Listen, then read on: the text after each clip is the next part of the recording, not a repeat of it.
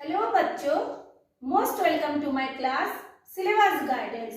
Today's our topic is oxy acid of halogen या फिर आपका टॉपिक होगा ऑक्सी एसिड ऑफ क्लोरीन.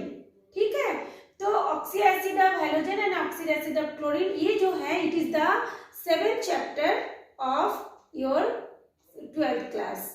चलिए स्टार्ट करते हैं. ऑक्सी एसिड ऑफ हेलोजन है ना. तो ऑक्सी एसिड ऑफ हेलोजन को कभी कभी एग्जाम में ये भी आता है ऑक्सी एसिड ऑफ हेलोजन, या कभी कभी आपको एग्जाम में पूछा जाता है ऑक्सी एसिड ऑफ क्लोरीन.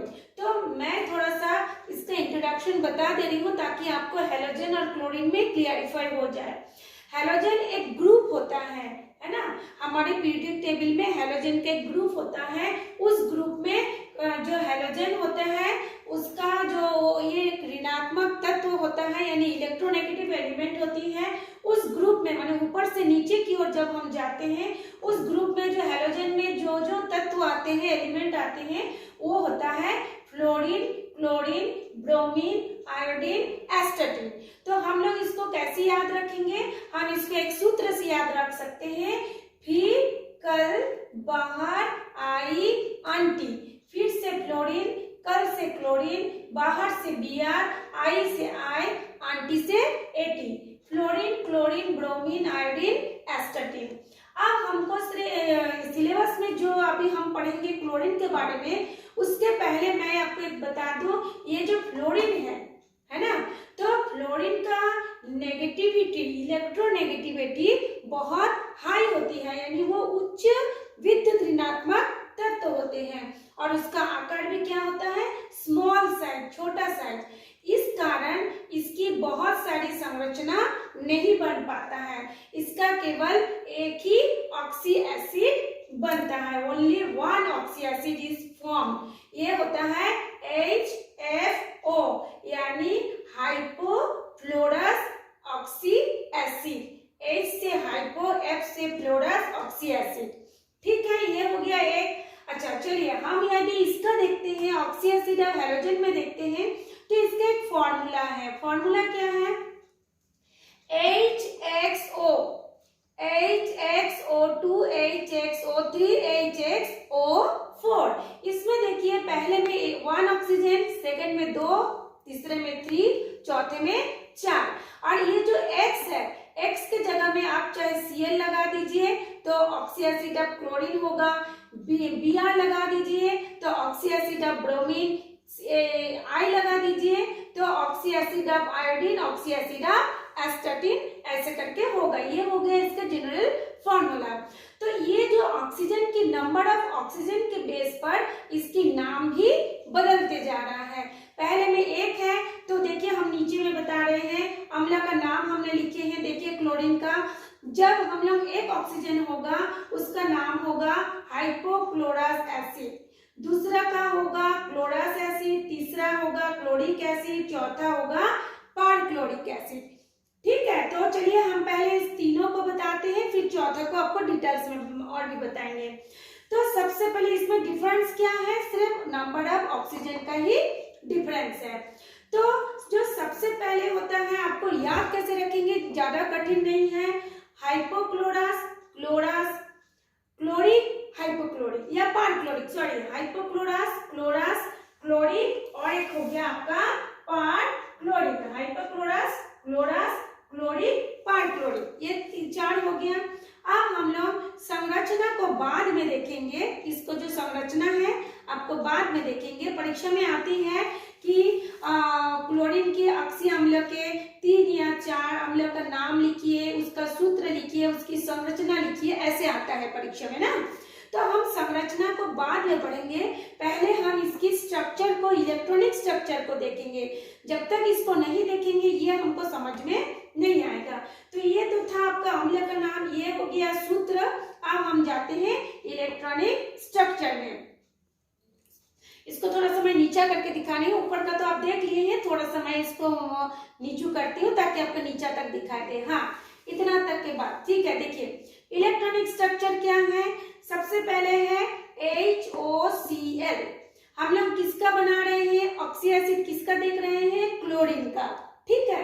इसलिए सबसे पहले हमको क्लोरीन का इलेक्ट्रॉनिक कॉन्फ़िगरेशन देखना पड़ेगा। हम जानते हैं क्लोरीन का इलेक्ट्रॉनिक जो परमाणु क्रमांक कितना होता है, 17 होता है ना। यदि हम इसका इलेक्ट्रॉनिक कॉन्फ़िगरेशन देखें तो क्या होगा, 1s2 2s2 2p6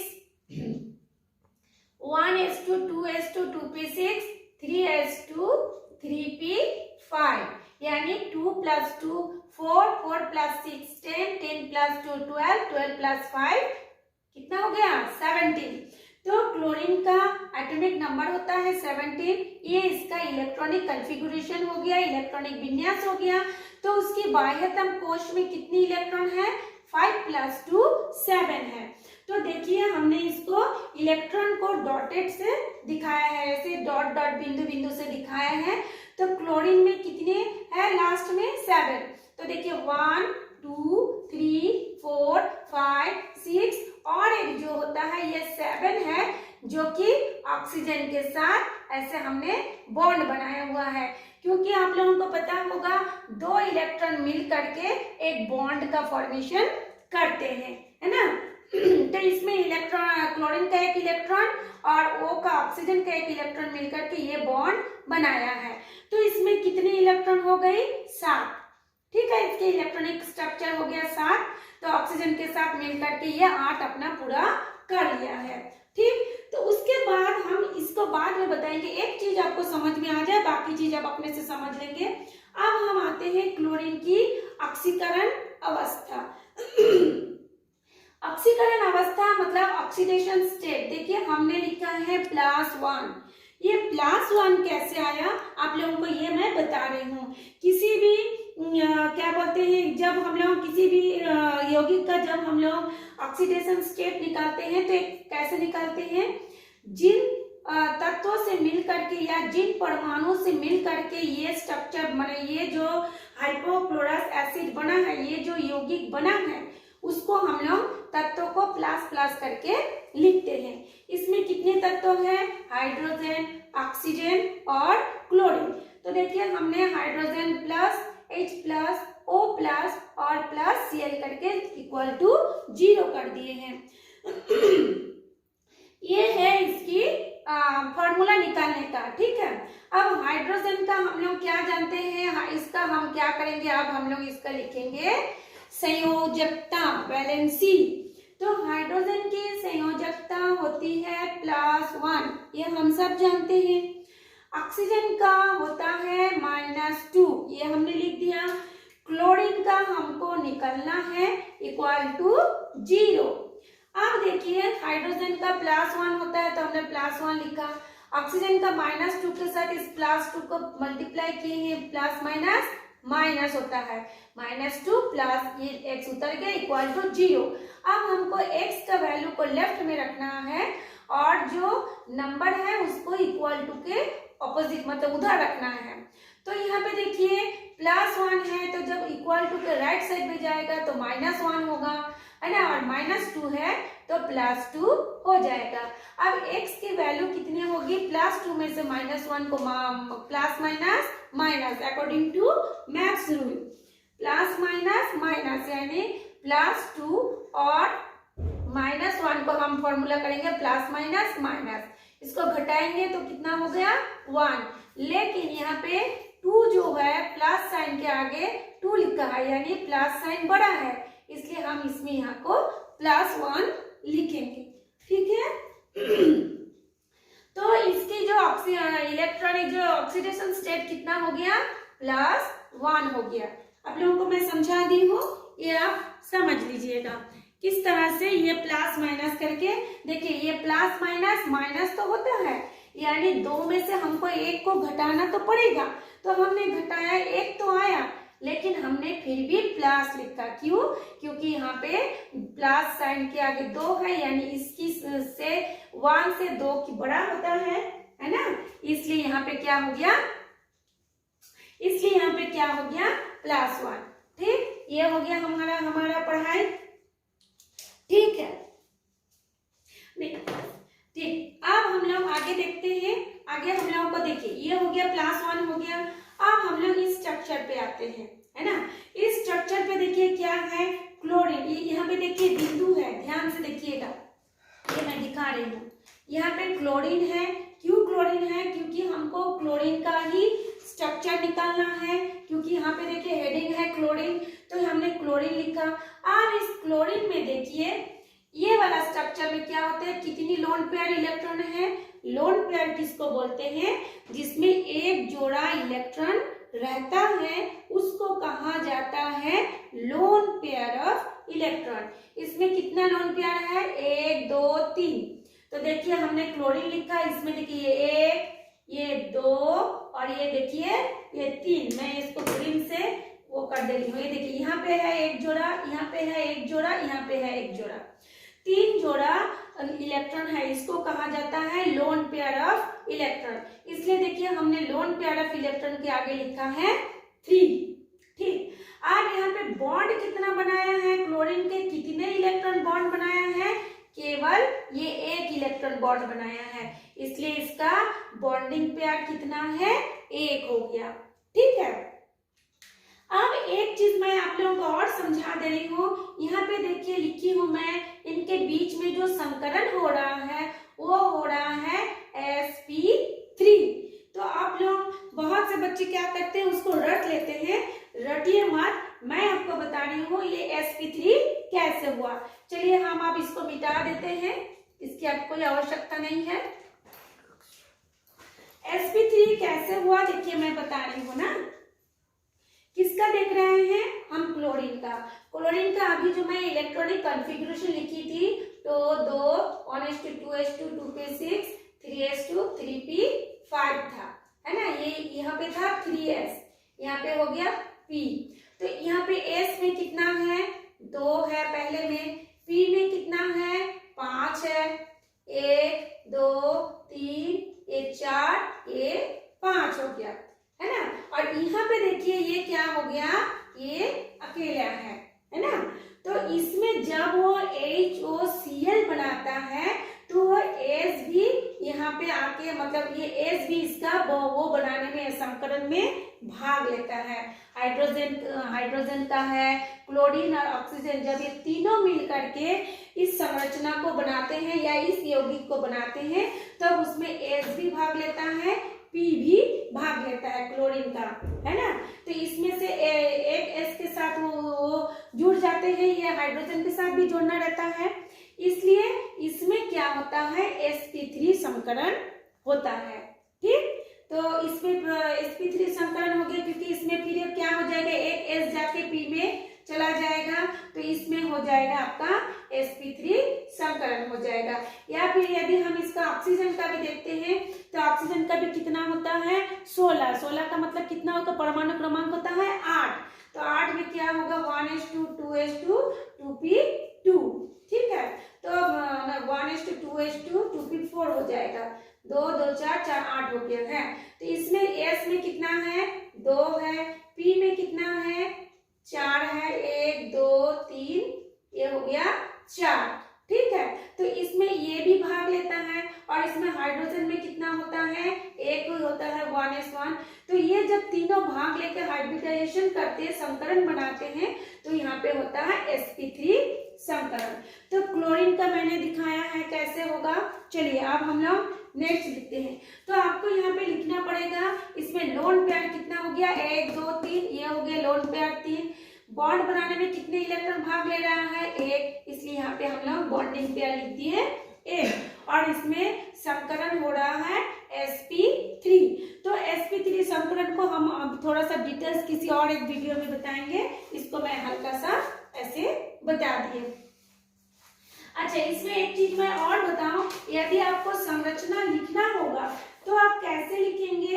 आप इसके लिए लिखेंगे HClO के जो ClO है ना, ClO के केंद्रीय परमाणु कौन है? या ये Cl है ना, केंद्रीय परमाणु या केंद्रीय आयन जो बोलेंगे आप, हम इसको Cl है ना, जो कि sp3 क्लोरीन जो है sp3 संकरण द्वारा 4 संकरण कक्षा बनाते हैं, यानी S का 1 और P का 3। P में हम जानते हैं 3 कक्षक होते हैं, PX, PY, PZ और S में एक, तो एक S और 3 P मिलकर के क्या बनाते हैं, 4 संकरण कक्षा बनाते हैं। इसलिए इसका जो हम लोग संकरण लिखेंगे या हाइब्रिड लिखेंगे, sp3 हाइब्रिडाइजेशन लिखेंगे, या sp3 संकरण लिखेंगे। ये क्लोरीन का ही हम लिख रहे हैं, ठीक है। तो जिसमें से 3 पार्ट क्या होता है, देखिए जिसमें से 3 पार्ट, ये 1 2 3, जिसमें से ये जो 4 बनाया, 4 में से इस 3 पार्ट एकाकी इलेक्ट्रॉन युग्म है, यानी लोन पेयर इलेक्ट्रॉन है, ठीक है। इसमें 3 पर एकाकी इलेक्ट्रॉन युग्म है और चौथा पर क्या है, ऑक्सीजन परमाणु के डी कक्षक के अधिव्यापन करके सिग्मा बॉन्ड बनाता है। ये ऑक्सीजन है, ये सिग्मा बॉन्ड बनाता है, ठीक है। तो एकाकी जो इसकी जो आकृति कैसे होगी, इसकी आकृति फिर क्या हो जाती है, रेखीय हो जाती है। आकृति क्या हो जाती है, रेखीय हो जाता है ना। ये देखिए इसमें कैसे हो जाता है, इसकी आकृति रेखीय हो जाता है, ठीक। अब हम लोग जाते हैं नेक्स्ट पॉइंट पे। नेक्स्ट पॉइंट बहुत, देखिए मैंने पहले को बहुत अच्छी तरह से समझा दिया, अब मैं सेकंड को खाली ऐसे बताऊंगी। क्लोरस एसिड, क्लोरस एसिड का क्या फॉर्मूला है, जैसे इसमें था HOCl, यहाँ पे होगा HClO2, इसको हम ऐसे भी लिख सकते हैं, HOCl ना के HClO लिखेंगे, ठीक है। इसको लिखेंगे HClO2, इसको लिखेंगे HClO3 या फिर HClO4। इजी के लिए हम लोग ऐसे लिख देंगे ना। ये देखिए HClO, HClO2, HClO3, HClO4, ठीक। तो hydrochlorous acid, chlorous acid, chloric acid, perchloric acid. तो इसको आप पूरी तरह से समझ गए होंगे, किस तरह से लोन पेयर हुआ, किस तरह से बॉन्डिंग पेयर हुआ। ये देखिए लोन पेयर 1 2 3 4 5 6 और ये अकेले एक बॉन्ड बनाया है, एक इलेक्ट्रॉन, तीसरे बॉन्ड पेयर हो गया, ठीक। अब ये देखिए अपने आप आपको समझ में आ जाएगा इसमें कितना है। देखिए लोन बॉन्डिंग पेयर कितना है, लोन पेयर कितना है, हम देखते हैं, इससे हम समझ जाएंगे ना। इसमें लोन पेयर कितना है, 2 है। देखिए एक जोड़ा, ये एक जोड़ा, एक जोड़ा इलेक्ट्रॉन को लोन पेयर बोलते हैं। तो देखिए हमने यहाँ पे लिखा है लोन पेयर। बॉन्डिंग पेयर कितने इलेक्ट्रॉन बॉन्ड बनाने में भाग लिया है, ये देखिए, ये पहला मैं दूसरे कलर से दिखाती हूँ, ये हो गया 1, ये 2 और ये 3, है ना। तो इसमें आप इसको मैं ऐसे करके बता रही हूँ, देखिए क्लोरीन का ये हो गया, ये ऑक्सीजन का। ऑक्सीजन को हम लोग इलेक्ट्रॉन को क्रॉस से दिखाते हैं, तो क्रॉस में से जब दिखाते हैं, क्लोरीन को हम लोग पॉइंट से दिखाए हैं। तो जब इन लोग जुड़ते हैं तब यहाँ पे एक बॉन्ड का निर्माण होता है। तो इसमें कितना भाग लिया है, लोन पेयर कितना है, ये एक जोड़ा लोन पेयर यहाँ पे है, देखिए ये एक जोड़ा लोन पेयर, ये एक जोड़ा लोन पेयर। तो लोन पेयर कितना हो गया, 2। बॉन्डिंग पेयर कितना हो गया, यहाँ पे देखिए ये 1 2 3, तो यहाँ पे हमने लिख दिया बॉन्डिंग पेयर 3। तो इसमें भी कौन सा संकरण होगा, इसमें भी वही sp3 संकरण होगा, क्योंकि क्लोरीन के साथ ये ऐसे sp3 संकरण हो जाएगा। होने के बाद इसकी जो संरचना बनेगा, स्ट्रक्चर बनेगा, वो कैसे बनेगा, इसका स्ट्रक्चर कुछ अलग हो जाएगा। देखिए इसका स्ट्रक्चर मैं बता रही हूँ, इसके बीच में ये कोण आ गया है,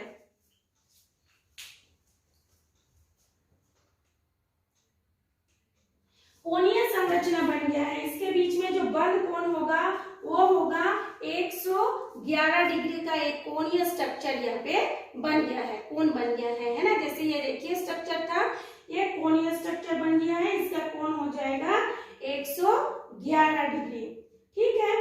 तो अब थर्ड वाले में देखिए, इसमें भी देखिए, इसमें लोन पेयर कितना है, ये हो गया लोन पेयर आपका 1। यहाँ पे लोन पेयर कितना है, थर्ड में देखिए लोन पेयर हमने लिखा है 1। बॉन्डिंग पेयर कितना है, इसका 1, इसका 1 2 1 2 3, है ना। ये इसमें देखिए 1 2 और ये हो गया आपका 3, ऐसे करके 1 2 3 हो गया, ठीक। यहाँ पर भी ऐसे कर देते हैं, 1 2 ये 3 हो गया, ठीक है। तो इसमें क्या हो जाएगा आपका, ये जो आपका स्ट्रक्चर क्या हो जाएगा, इसका स्ट्रक्चर हो जाएगा पिरामिडियल स्ट्रक्चर हो जाएगा। इसको आप लोग, मैं यहाँ पे डबल बॉन्ड दी हूँ समझाने के लिए, अब यहाँ पे ये सिंगल बॉन्ड ऐसे लिखिए, मैं इसको समझाने के लिए दी हूँ, आप लोगों को लिखना है ऐसे सिंगल बॉन्ड। तो इसमें देखिए लोन पेयर कितना है, एक जोड़ा, बॉन्ड पेयर कितना है, ये एक, ये हो गया आपका 2, ये हो गया आपका 3। तो ये और ये मिला करके क्या बना, एक बॉन्ड बनाया है ना, 1 2 3, इसको ऐसे 1 2 3, तो हमने लिखा है 3। और देखिए इसमें आप लोगों को समझने के लिए ऐसे कीजिएगा, ठीक। अब इसमें देखिए, इसमें क्या है, लोन पेयर एक भी नहीं है, इसलिए लोन पेयर मैंने लिखा है 0। और बॉन्ड पेयर कितना है, 1 2 3 4, मतलब वो 4 के साथ इलेक्ट्रॉन को साझा करके बॉन्ड बनाया है ना, इसलिए हमने इसको बॉन्ड पेयर कितना कर दिए, 4 कर दिए, ठीक। तो इसका स्ट्रक्चर क्या हो जाएगा, पहले इसका स्ट्रक्चर जो था जिसमें मतलब ClO3 था, जैसे यहाँ पे ClO3 है, इसमें देखिए ये जो लोन पेयर एक बताई हूँ, यहाँ पे देखिए मैंने यहाँ पे लिखा है लोन पेयर एक, जैसे यहाँ पे लोन पेयर एक है ना, यहाँ पे लोन पेयर एक हो गया। तो इसका जो स्ट्रक्चर होगा ClO3 का स्ट्रक्चर क्या हो जाएगा, पिरामिडियल हो जाएगा, इसका स्ट्रक्चर हो जाएगा पिरामिड, ऐसा बनता है ना, ऐसे शेप में आ जाता है, इसको बोलते हैं पिरामिडियल शेप। और जो लास्ट वाला जो है, इसके जो केंद्रीय परमाणु Cl में भी, इसमें भी sp3 संकरण होगा, और इस प्रकार ClO4 आयन की संरचना क्या हो जाएगी, चतुष्फलकीय हो जाएगी।